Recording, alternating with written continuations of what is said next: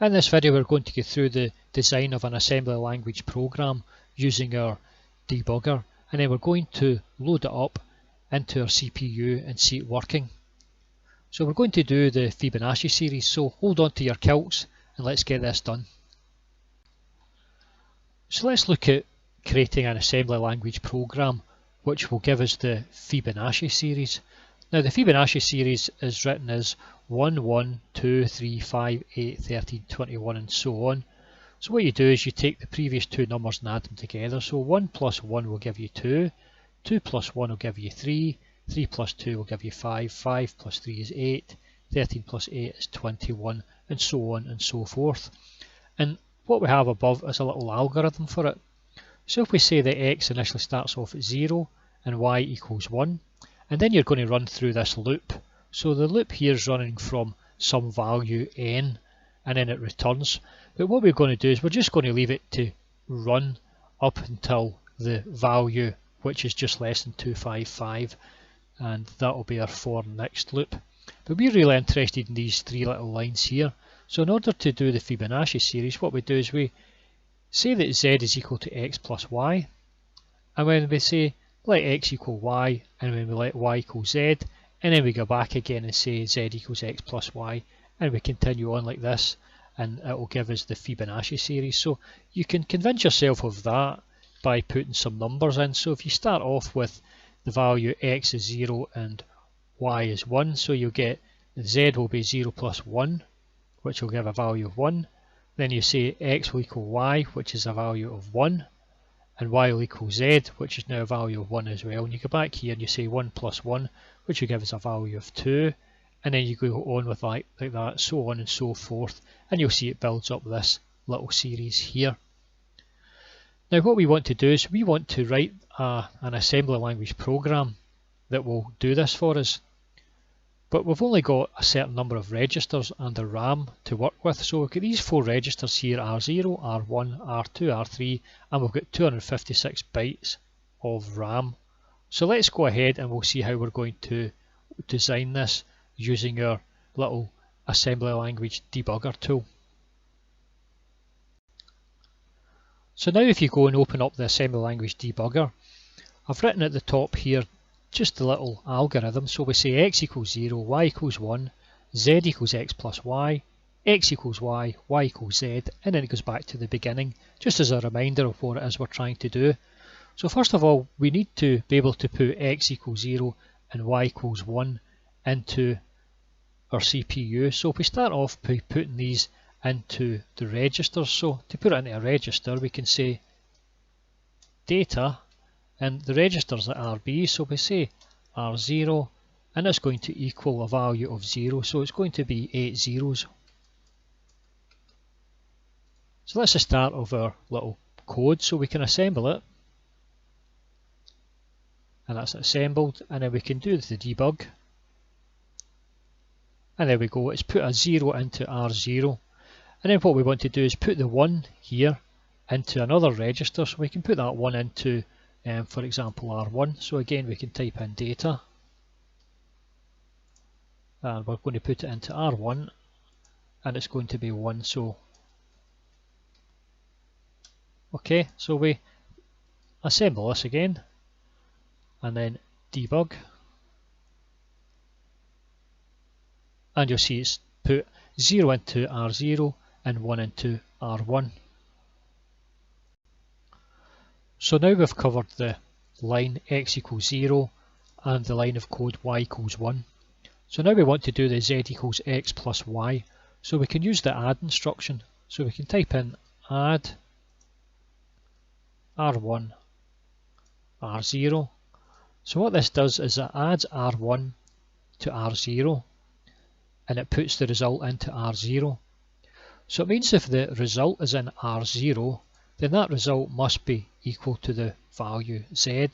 So we can say then that the register R0 will contain the value of z. But we also want to be able to make x equal y and y equal z. So how are we going to do that? Well, what we can do is we can take the value of our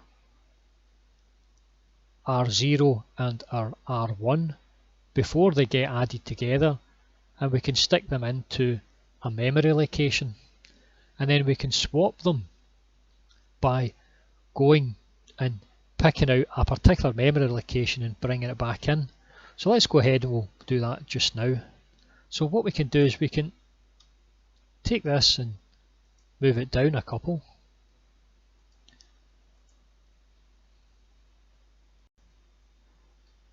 So in order to put these values R0 and R1 into a particular memory location, we have to know what the memory locations are. So you can tell them what the memory locations are by putting the two numbers into the R2 and R3 register. So you could put in the data, and if we check the actual example code here, so there's the sample code there. So I'll just copy this line out, Control C, Control V. So this here is memory location 1, 2, 4, 8, 16, so that's 6, 17, 18, that's memory location 19. So R2 contains the number 19. And now you can go in here and pick out the next line, which would be the value R3.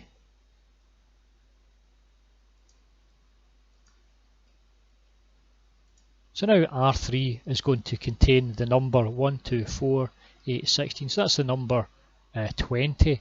So this contains 19 and it contains 20. So let's run through the assemble and the debug.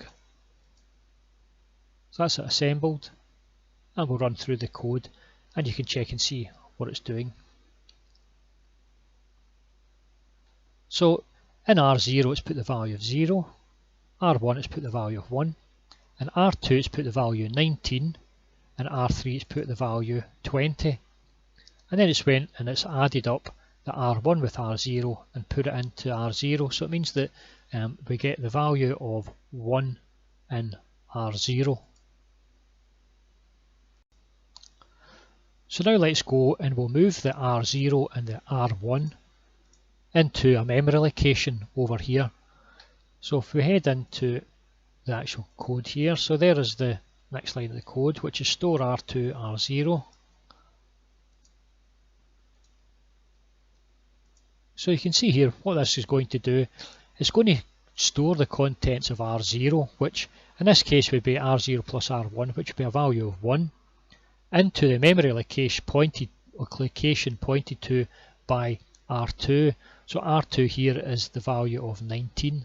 So basically what it does, it takes a value of 1 and sticks it into memory location 19. And you can see memory location 19 if you come down, and that's it here. So it should put a 1 in there. So if we assemble and then debug, and we'll see if this what it does. So this is how you would gradually build up an assembly language program. So there you go, it's put that value 1 in there. So now what we want to do is we want to move the value of R1 as well. So again, we use another store command for that.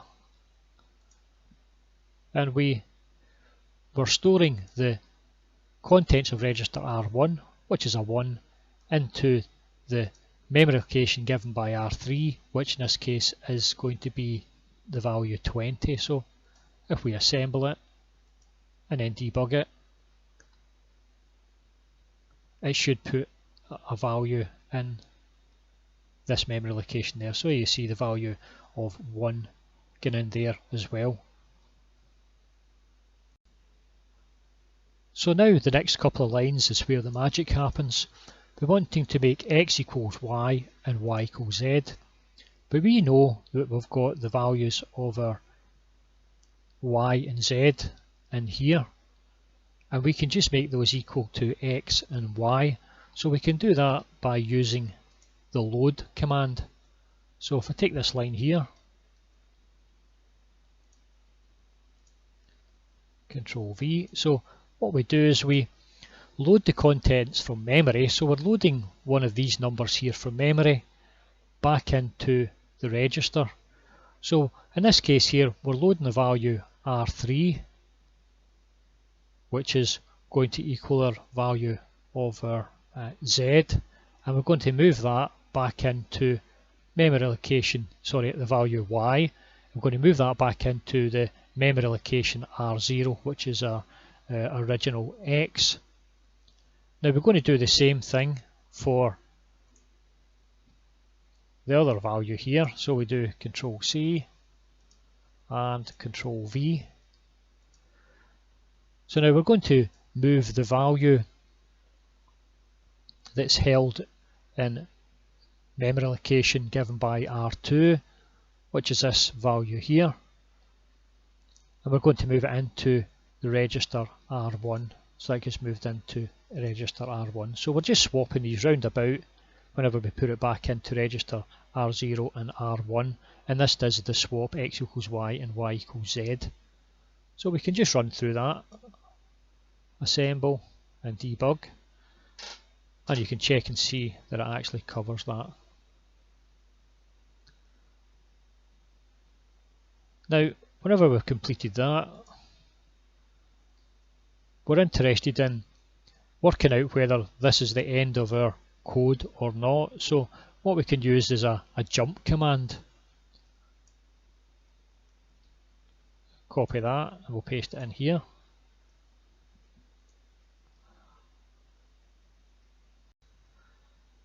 So what we're interested in is finding out when the program terminates. So it will terminate whenever we add both of these numbers together and we get a number greater than 255. So that's just the way I've decided to work this program. We're only going to do it up to the Fibonacci number that's just less than 255. So when we add both these together, if we get a number that's greater than 255, then the carry here, that is the carry out, will be set. So we can test here and find out whether the carry out is going to be set or not. So we do the jump if carry. So it'll jump to a particular line if the carry value has been set. Now the line that we're going to jump to is the end of the program. So you don't actually know where the end of the program here is at the moment because we've still got other lines. Well, there's one more line to add. But it turns out whenever we finish this off, the final line of the code is actually going to be at this line here, which is line 17. So that's 16 plus 1 is 17. Now remember, whenever you're counting through these, the actual position of the number 17, it starts off at 0 here, so that's 0 for data, and it's 1 here for this byte, so that's 0, 1, 2, 3, 4, 5, 6, 7, 8, 9, 10, 11, 12, 13, 14. Now there's going to be another instruction in here which is 15, 16, and the final line here will be line 17, which will be our end. Now if the jump isn't set, if the carry isn't set and it doesn't jump, then what we wanted to do is just to jump back to this point here, which is the add command, and continue round this process, really from this line here back round, and it will continue in this loop until eventually the carry is set, at which point it will end. So what we want to do is we want to jump. Now we want to jump to this add instruction. So where is the add instruction? Well, the add instruction is going to be at point 0, 1, 2, 3, 4, 5, 6, 7, 8. Okay, so it's going to at point 8. So in order to get that, we'll actually just head to the line, and you can see this line here. So that there is the final line that we'll put into our code. And that's going to jump to position 8. Now let's run through this and we'll see whether it actually works or not. So we put in assemble and debug. Now if this is working right, then the final outputs are going to be the values of 1, and then it'll have to run to 1 again, and this bottom line here, and then it's going to run to 2, and then so it's going to 2 there, and it will run to 3, and then 5. So I'll just run this quickly. If I press escape, you should be able to see that run up quite quickly. So then 5, 8, 13, 21, 34. So these are all the Fibonacci numbers from the series, and you can see it's running through. and it gets to 233, which is the Fibonacci series closest to 255 or just below 255, and that's it finished at that point there. And you can see that this is run through the Fibonacci series and it does actually work. So that's a success. So let's stop this, and then we can take the output from this here and we can put it into our CPU and we can see whether it runs on the CPU or not. So now that we're happy with our code, what we can do is we can export it. So if you click on the export, you'll get the dialog box there. So just put in a path there that you want to save to, and when you press OK, it will save it as MySim under that path. So it's going to save in effect the code which is written here. So that's all of the lines of the code, and it's going to save it as hexadecimal numbers. So press OK and that. So that's it, saved it. So now we can go and we can open up our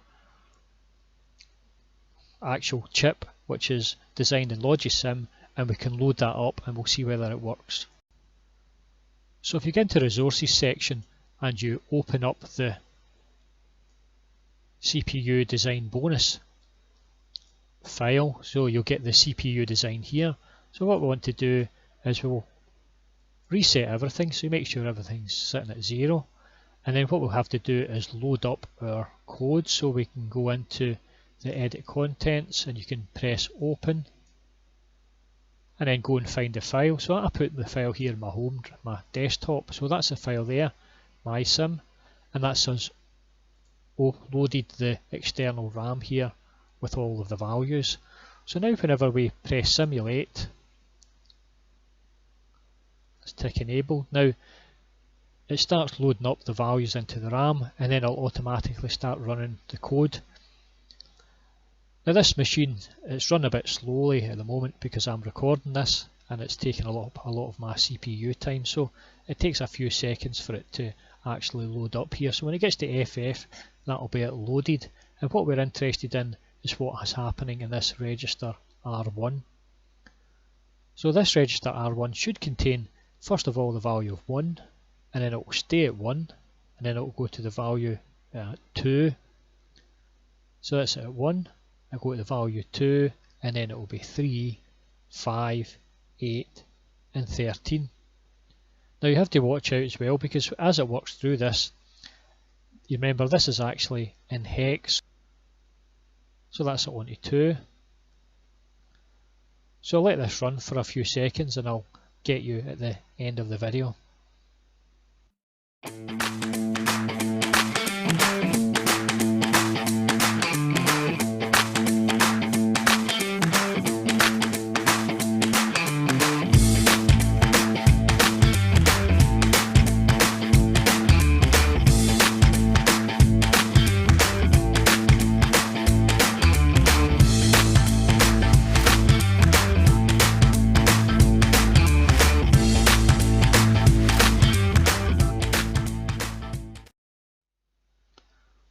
So that's it finished, and it's counted up to the value of 233.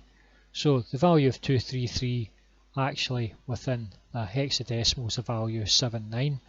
So if you follow through all of the hex values here, you would see this register R1 counted through the Fibonacci series. So you can see it's time consuming trying to write out some assembly code, and it takes a little bit of practice, but the more you practice on it, the better and quicker you become, and you'll soon be able to run out some nice little complicated